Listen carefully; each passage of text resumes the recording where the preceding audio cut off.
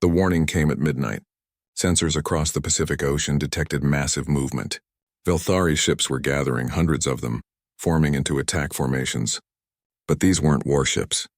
These were biological weapons, creatures the aliens had engineered specifically to create destruction. Hyun watched the displays in horror as the creatures took shape. They were enormous, each one the size of a building, and they pulsed with energy that registered on every sensor. The Velthari called them wave makers, and their purpose was simple.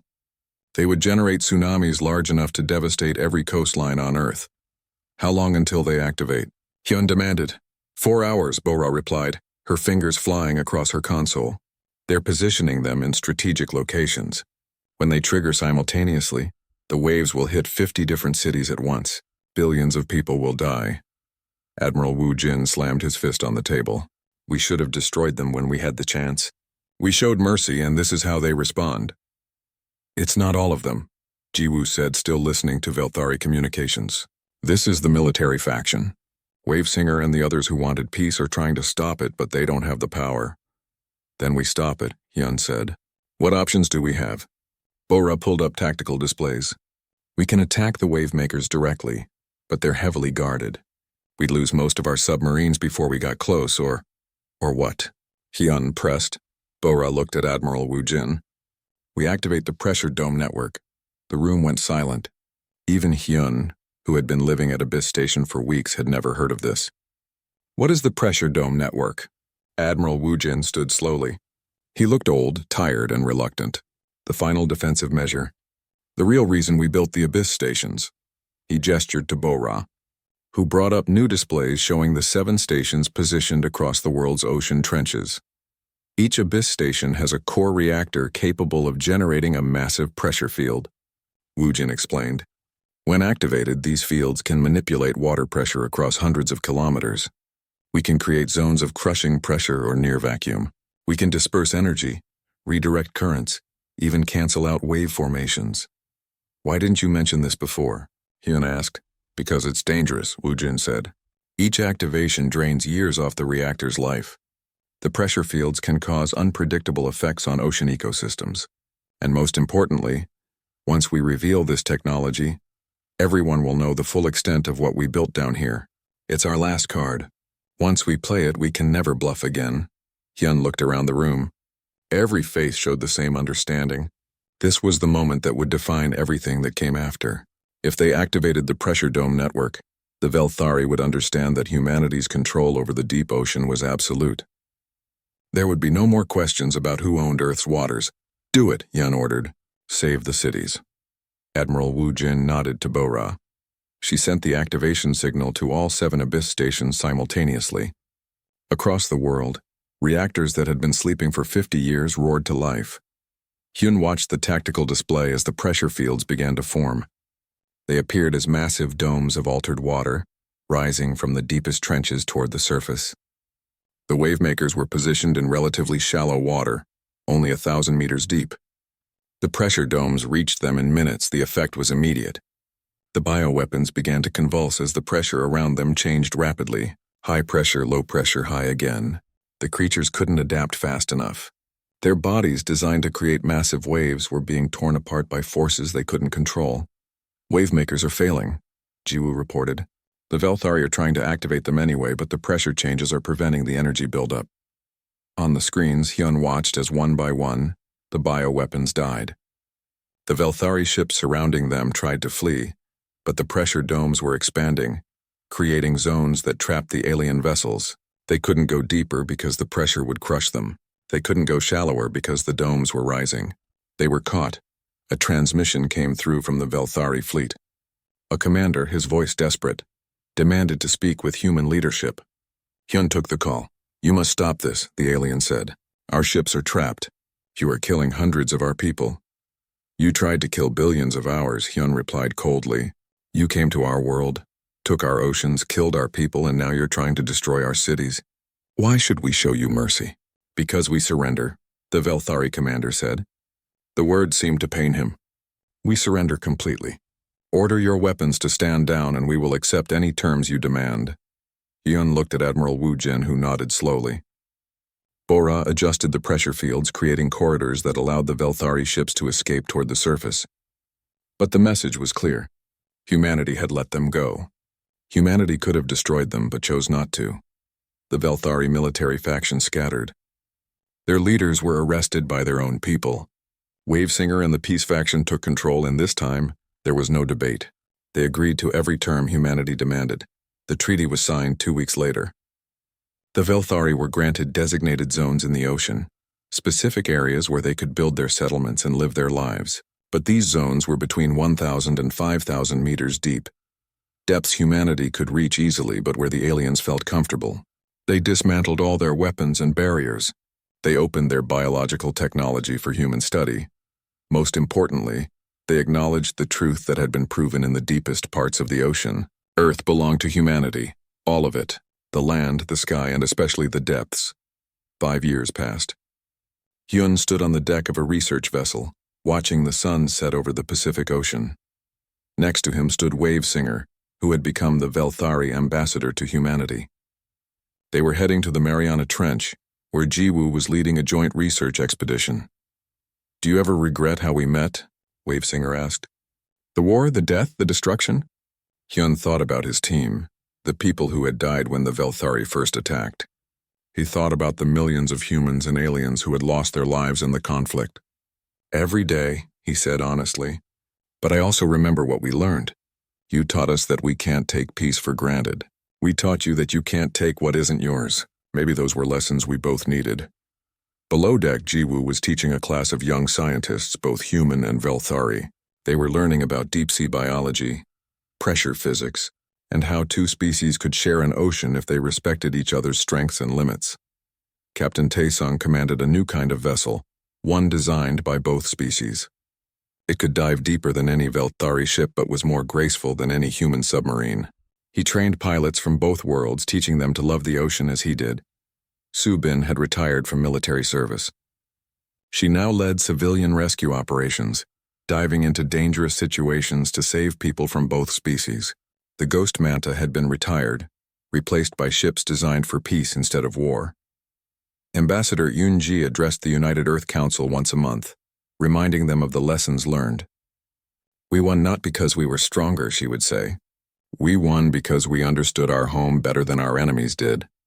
We knew the depths they feared. We had explored places they couldn't imagine. That knowledge saved us." Admiral Woo Jin had passed away 3 years after the treaty. Content that his life's work had served its purpose, Bora now commanded the Abyss stations, which had been converted from military bases into research centers and cultural exchanges. At Abyss Station, human and Velthari children played together in the common areas. They learned each other's languages and cultures. They studied together, ate together, and grew up knowing that their species had once been enemies but had learned to become neighbors. The pressure dome network remained in place, a reminder and a promise. The reactors were maintained. The systems kept ready, but they were never used for war again. Instead, they helped regulate ocean currents, protected against natural disasters, and demonstrated that the same technology that could destroy could also preserve. Hyun eventually retired from military service. He became a teacher, instructing new generations about deep-sea operations and the war that had changed everything. When students asked him what the most important lesson was, he always gave the same answer. "Know your home," he would say. "Understand it better than anyone else can." The Velthari were more advanced than us in many ways. Their ships were incredible. Their biology was amazing. But they didn't know Earth's oceans like we did. They didn't respect the depths. That's why we won. Not because we were better warriors, but because we were better students of our own world. Years later, when new species made contact with Earth, they found a planet defended by two races working together. The Velthari, humbled by their defeat, became humanity's strongest advocates in the galaxy. They told the story of how they'd tried to conquer Earth and had been beaten not by weapons, but by knowledge and preparation. And deep in the Mariana Trench, at depths where pressure could crush almost any ship, Abyss Station continued to glow with warm yellow lights. The morning sun rose over New Haven like it did every other day. Daehyun stood in his wheat field, watching the golden stalks sway in the gentle breeze. His hands, rough and scarred, held a simple farming tool. Those same hands had once held very different instruments. But that was 15 years ago, and he tried not to think about those days anymore. His wife called from the house, something about breakfast being ready. Daehyun smiled and started walking back. The limp in his left leg barely showed anymore. Time had a way of healing most things, even if the memories stayed sharp. Across the colony, Jin-woo was already at work in his mechanic shop.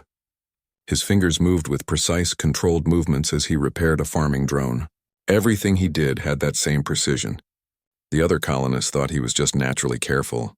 They didn't know that his hands had once steadied a sniper rifle across distances that would make most people's eyes water. Now those hands fixed machines. It was quieter work, safer work. A customer came in complaining about a broken engine. Jin-woo listened, nodded, and had the problem identified in seconds. His eyes took in every detail without seeming to look hard. Old habits died hard if they died at all. At the colony school, Hana was teaching a class of young children about Earth history. She made it interesting, bringing the old world to life with stories and pictures. The children loved her. Their parents trusted her. Nobody knew that she had spent 20 years in military intelligence, reading people and situations like others read books. She saw things others missed. The nervous tick in a person's eye. The way someone shifted their weight when they lied. Teaching was supposed to be simple, but Hana couldn't turn off what she was. The morning continued peacefully. Taeyang was loading cargo onto his transport ship, moving supplies between the colony settlements. He whistled while he worked, enjoying the simple routine.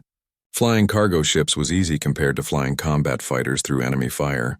Every landing now was smooth. Every flight was safe. He liked it that way. At the medical clinic, Yuna was checking on an elderly patient. She smiled warmly, her bedside manner perfect. The old man trusted her completely. He didn't know that Yuna had performed surgery in bombed-out buildings while explosions shook the walls.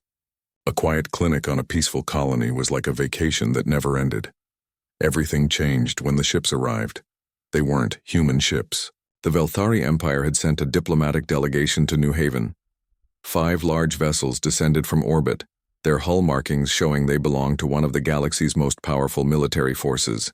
The colony governor, a nervous man named Park, rushed to organize a proper welcome. The Velthari were tall, reptilian beings with dark blue scales and eyes that seemed to judge everything they saw.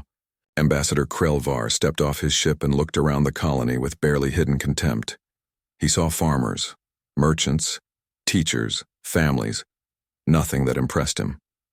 "This is the human colony?" Krelvar asked, his translator making his voice sound cold and flat. "Yes, Ambassador," Governor Park said, trying to sound confident. "We have 50,000 citizens here, all living in peace and prosperity." Krelvar made a sound that might have been a laugh. "Peace, yes, we heard humans were once warriors. It seems those days are gone." Taehyun was in the crowd watching the arrival. He said nothing, but his jaw tightened slightly. Next to him, Jinwoo's eyes narrowed just a fraction. Across the square, Hana watched the Velthari ambassador with the same pleasant smile she always wore. But inside, she was already analyzing him, categorizing him, understanding him. The diplomatic delegation settled into the colony's guest facilities. For 3 days, they toured New Haven, met with officials, and made reports back to their empire. Krelvar seemed bored by everything he saw. Soft humans playing at farming, no military, no warriors, just people trying to live quiet lives. On the 4th day, alarms began to sound. The colony's long-range sensors had picked up something approaching the system. Multiple ships, moving fast, not broadcasting any friendly signals. The sensor operator, a young woman barely out of training, stared at her screen in confusion and growing fear. "How many ships?" Governor Park demanded, rushing into the control center. "I count 15, no, 20. They keep appearing. 30 now." Her voice climbed higher. "Governor, I'm reading 45 vessels and the count is still rising." Park's face went pale. He immediately sent emergency messages to Earth and the Galactic Council. Military support was requested. Urgent assistance needed. The replies came back quickly and were not comforting. Earth's nearest fleet was 6 weeks away. The Galactic Council could mobilize in 5 weeks. New Haven was on its own. Krelvar heard the news and immediately ordered his delegation to prepare for evacuation. "This colony cannot be defended," he told Governor Park bluntly. "You should evacuate your people while there is still time." We have 50,000 citizens, Park said desperately. Our transport capacity is only 20,000 at most. Then I suggest you decide quickly who stays and who goes, Krelvar replied. He didn't sound particularly concerned about the humans he was leaving behind. The colony descended into chaos. Families fought over evacuation spots. The wealthy tried to buy their way onto ships. The governor attempted to organize a lottery system, but nobody trusted it to be fair. Fear spread like a disease. Through it all, Daehyun stood on his porch watching the panic with calm eyes. He wasn't afraid. He was thinking, calculating, planning. His wife asked if they should try to get on an evacuation ship. No, Daehyun said quietly. We're staying. She looked at him, saw something in his expression that she hadn't seen in 15 years, and understood. You're not just a farmer anymore, are you? I never stopped being what I was, Daehyun replied. I just took a break. That evening, Jin-woo closed his mechanic shop early. He went home and opened a locked storage container in his basement. Inside were things he had told himself he would never need again. He checked each item carefully, methodically. Everything was still in perfect condition. Hana left the school and went to the colony's central computer system. Her fingers flew across the keyboard, accessing databases that most people didn't know existed. She began pulling up information, reading, analyzing, preparing. Tae-yang stood in front of his cargo ship and looked at it with new eyes. It was slow, unarmed, built for carrying goods, not fighting. But ships were ships and engines were engines. Modifications could be made. Yuna was organizing her clinic, but not for regular patients. She was calculating how many wounded she could treat at once, how much blood she would need, where to set up triage areas. Her hands moved quickly, efficiently, without any wasted motion. All across New Haven, something was stirring. The veterans weren't panicking. They weren't fighting for evacuation spots. They were preparing for something else entirely, and they were doing it without anyone telling them to. Governor Park didn't notice. Krelvar didn't notice. But the enemy fleet was getting closer and time was running out. The unknown fleet was identified on the second day of panic. A galactic database match came back with a name that made even the Velthari delegation go quiet. Krevlok Swarm. The words alone carried weight across the galaxy. The Krevloks were not diplomats. They were not traitors. They were conquerors who moved from system to system, taking what they wanted and destroying everything else. 30 years ago, it had taken the combined might of the entire Galactic Council to push them back to their home systems. Thousands of ships had been lost. Entire worlds had burned. Now they were here, moving toward New Haven like a predator that had spotted easy prey. Governor Park called an emergency meeting. His hands shook as he pulled up the latest reports. The Krevloks had already destroyed 2 outer mining stations. Nothing was left but debris and silence. They were 3 days away from New Haven itself. We need to accelerate evacuation, Park said, his voice cracking. We need to get as many people off this planet as possible. Krelvar stood at the back of the meeting room, his scaled face unreadable. The Krevloks travel faster than your evacuation ships. They will intercept any vessel that tries to leave. Evacuation is no longer an option. The room fell silent. Someone started crying. Others began shouting, demanding solutions that didn't exist. The meeting dissolved into chaos. Daehyun sat in the back corner saying nothing. He had attended the meeting only to gather information. Now he had what he needed. He stood quietly and walked out while others were still arguing. Outside the government building, he found Jin-woo leaning against a wall. The mechanic looked relaxed, but his eyes were alert, watching everything. You heard? Daehyun asked. I heard, Jin-woo replied. 3 days. That's enough time. Jin-woo nodded slowly. You have a plan? I have the beginning of one, Daehyun said. But I can't do it alone. You won't have to, a voice said behind them. Hana emerged from the shadows, a datapad in her hands. I've been pulling up everything the Galactic database has on Krevlok's tactics. They use overwhelming force and expect quick surrender. They're not used to prolonged resistance. How many veterans on this colony? Daehyun asked her. Hana's smile was thin. I've been checking records. 247 confirmed. Probably more who kept their service history private. Daehyun looked at Jin-woo. Think we can find them? We won't have to, Jin-woo said. They'll find us. Word spreads fast among our kind. He was right. That evening, a group began gathering at a bar on the edge of town. The owner, Sang-ho, was a retired infantry sergeant who had seen action on 4 different worlds. His bar had always been popular with the older crowd, the ones who didn't talk much about their past but somehow understood each other. Tonight, the bar was packed. There was Hyun Ki, who had once blown up bridges and buildings for a living. Now he built them. Mina, who had coordinated naval battles from command centers, now organized colony supply chains. Woo Jin, whose artillery had leveled enemy positions, now managed a warehouse. They came quietly without announcement. Nobody had sent out invitations. Nobody had given orders. They simply knew to be there. Dae-hyun stood up. The room went quiet without him asking for silence. "You all know what's coming," he said simply. "The Krevloks will be here in 3 days.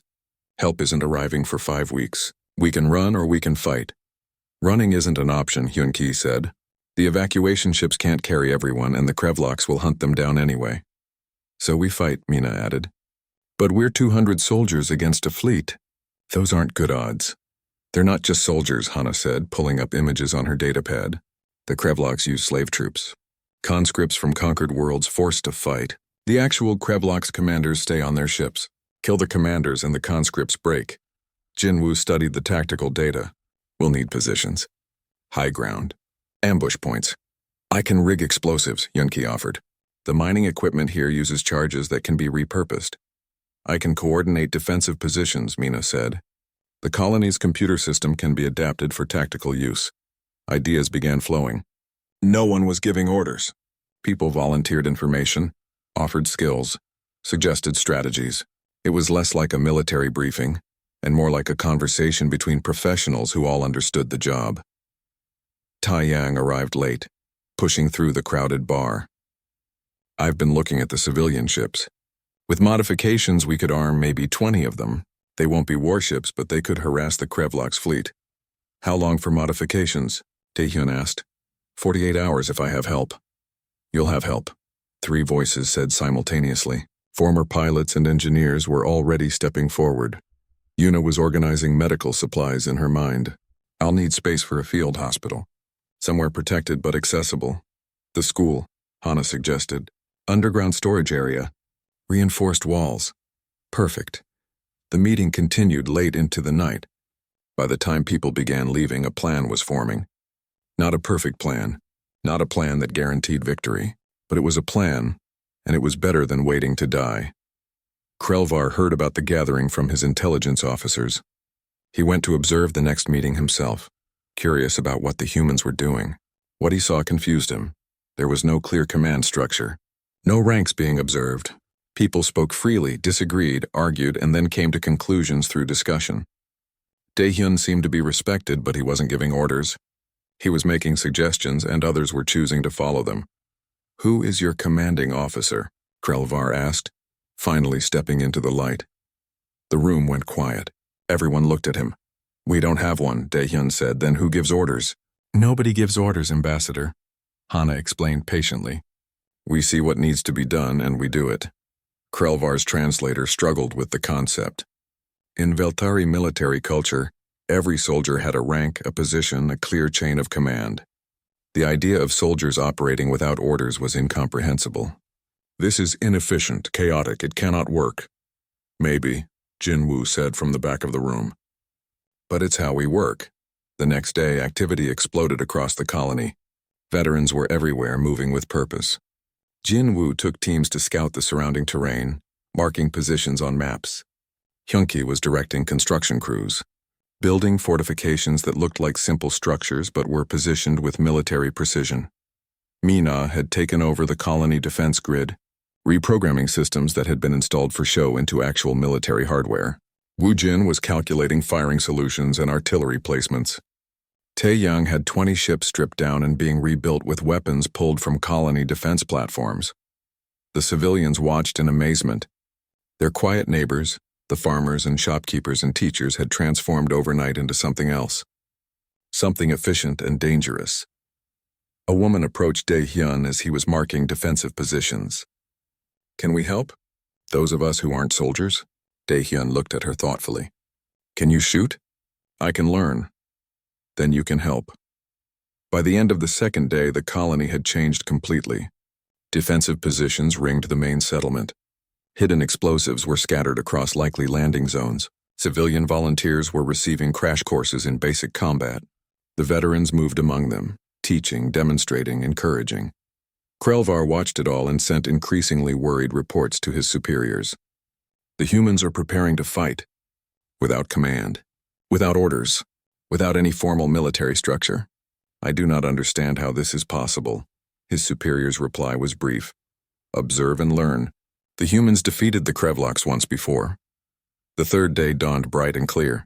The Krevloks fleet appeared on sensors right on schedule. 47 ships against a farming colony. It should have been over before it started. Instead, 247 veterans looked at the incoming fleet, checked their weapons one last time, and smiled. The Krevloks had no idea what was waiting for them. The third morning brought more veterans out of hiding.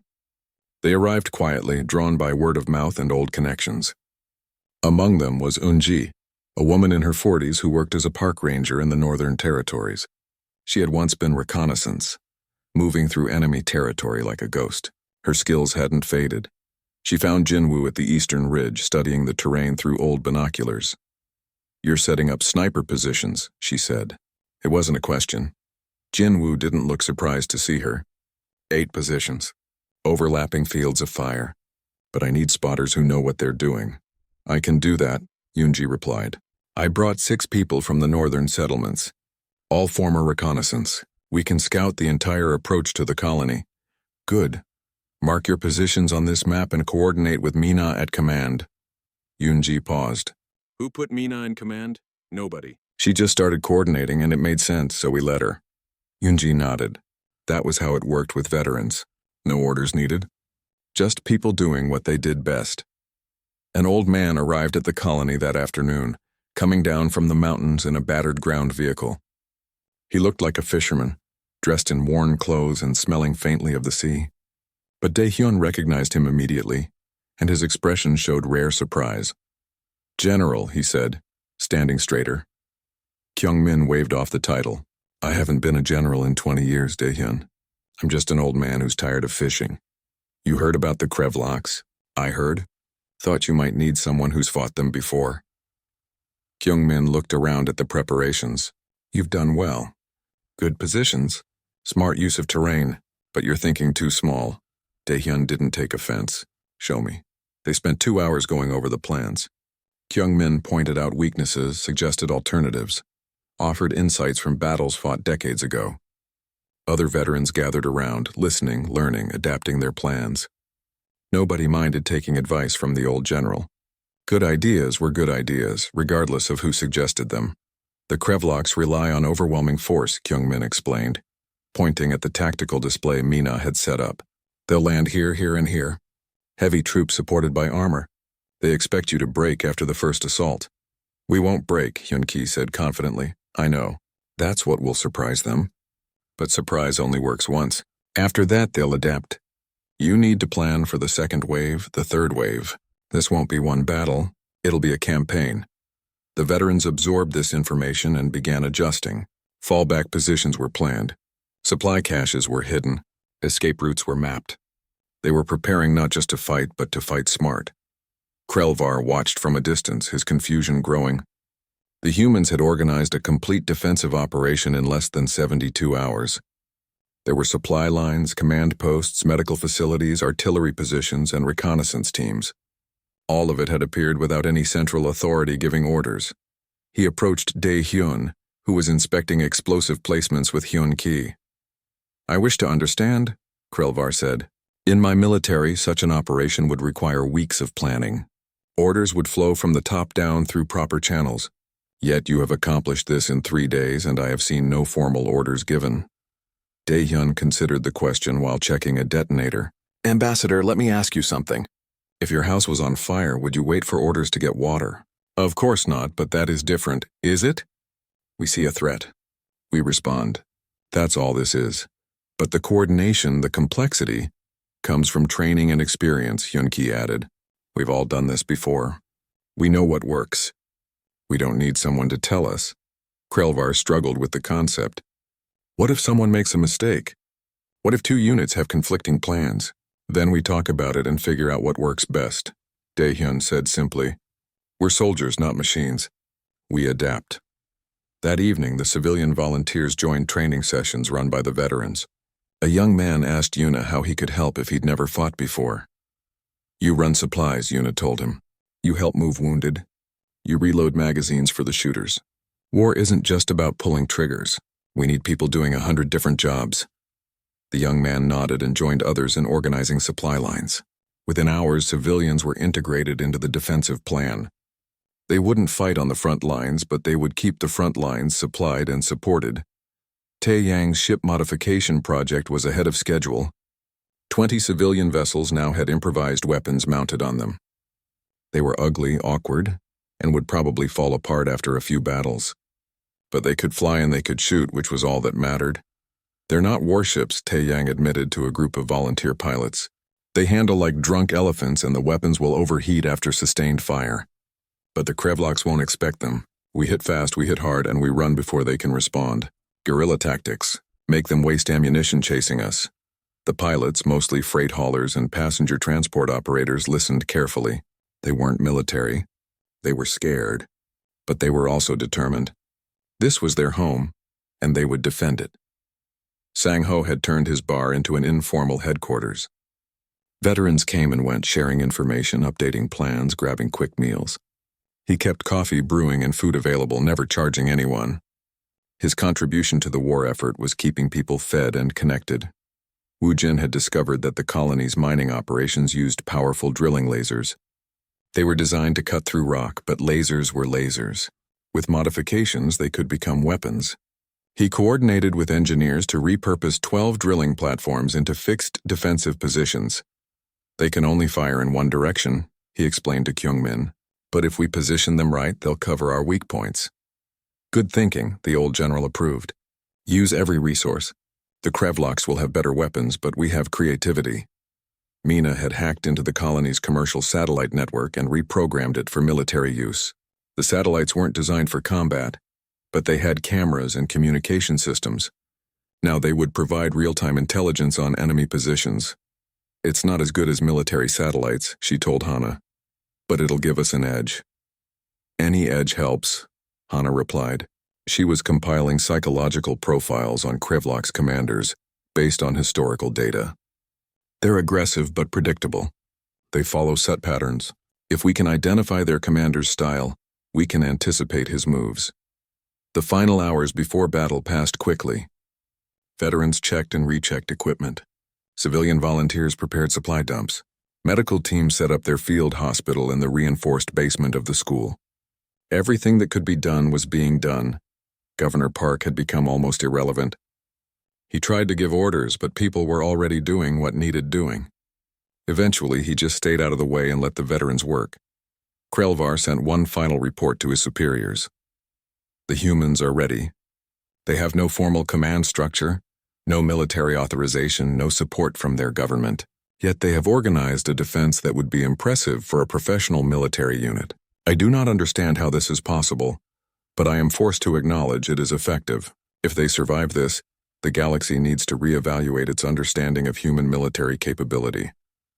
The Krevloks fleet arrived right on schedule. 47 ships dropped out of hyperspace at the edge of the system. They moved toward New Haven with the confidence of predators approaching helpless prey. On the planet below, 247 veterans and several thousand civilians waited. They were outnumbered, outgunned, outmatched in every conventional measure of military strength. But they had something the Krevloks didn't expect. They had experience, they had determination, and they had chosen to fight without anyone telling them they had to. Dae-hyun stood on the ridge overlooking the main settlement, watching the approaching fleet on a portable scanner. Jinwoo joined him. Sniper rifle slung over his shoulder. Reminds me of Carthage Station, Jinwoo said quietly. We won that one, Dae-hyun replied. Barely. Barely is enough. All across the colony, veterans settled into positions. Weapons were loaded. Explosives were armed. Defensive systems came online. Nobody was giving orders. Nobody needed to. Everyone knew their job. The Krevloks broadcast their standard demand for surrender. It echoed across the colony's communication system. Nobody replied. There was nothing to say. The first landing craft began their descent. The battle for New Haven was about to begin, and the Krevloks had no idea they were flying into a trap. The second day began with fire from the sky. The Krevloks admiral had committed everything, every reserve unit, every available soldier. The landing was no longer tactical. It was a hammer blow meant to crush New Haven through sheer overwhelming force. 150 landing craft descended simultaneously. There were too many to shoot down, too many to stop with explosives. The Krevloks learned from their mistakes. They landed away from prepared positions and advanced on foot, spreading out to prevent concentrated ambushes. Dae-hyun watched the massive landing force deploy and felt a cold certainty in his chest. This was the end. Not because they couldn't fight, but because there weren't enough bullets for targets this numerous. But he didn't say that out loud. Instead, he picked up his rifle and moved to a defensive position. If this was the end, they would make the Krevloks pay for every meter. All across New Haven, veterans did the same. Nobody talked about defeat. Nobody mentioned surrender. They just fought. The battle became desperate. Krevloks' forces pushed forward in waves. Veterans fell back, fighting every step. Positions that had held the day before were overrun. The defensive perimeter began to shrink. Sang-ho led a raid on a Krevlok supply depot, hoping to disrupt their advance. His team moved fast through enemy lines, struck hard and tried to escape. Half his team didn't make it out. Sang-ho himself took a shot to the shoulder but kept moving, kept leading, kept fighting. Fall back to the secondary line. Mina's voice crackled over communications. Her comm was starting to crack. She could see the tactical display. She knew the numbers. All units begin orderly retreat to... An explosion rocked the command center. A Krevlok's artillery shell had found their position. Mina went silent. Hana dragged her from the rubble, bleeding but alive. Can you stand? Give me a minute, Mina gasped. The command systems are gone. We're fighting blind now. But they weren't. Veterans didn't need a command center. They adapted. Small unit leaders made their own decisions. Sergeants who hadn't led troops in decades fell back into old roles naturally. The defense continued without centralized coordination, because every veteran knew how to fight independently. Taiyang's improvised fleet had been reduced to 7 ships. They were battered, damaged, held together by hope and improvised repairs. But they kept flying, kept harassing the Krevloks, kept drawing fire away from ground forces. His own ship was barely functional. The weapons were overheating. The engines were screaming. He should have landed 10 minutes ago. One more run, he told himself. Just one more. He dove toward a Krevlok's command ship, firing everything he had. Alarms shrieked in his cockpit. The ship was coming apart. He didn't care. The weapons fired until they melted. The command ship's shields flickered and died. Taiyang's ship exploded a moment later, but he had already ejected. He hit the ground hard, rolled, and came up limping. A veteran nearby helped him to cover. Nice flying, the veteran said. I've had better landings, Taiyang replied. Yuna's field hospital was overwhelmed.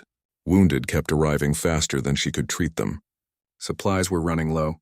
The volunteer staff was exhausted. People were dying on tables because there wasn't enough equipment or time.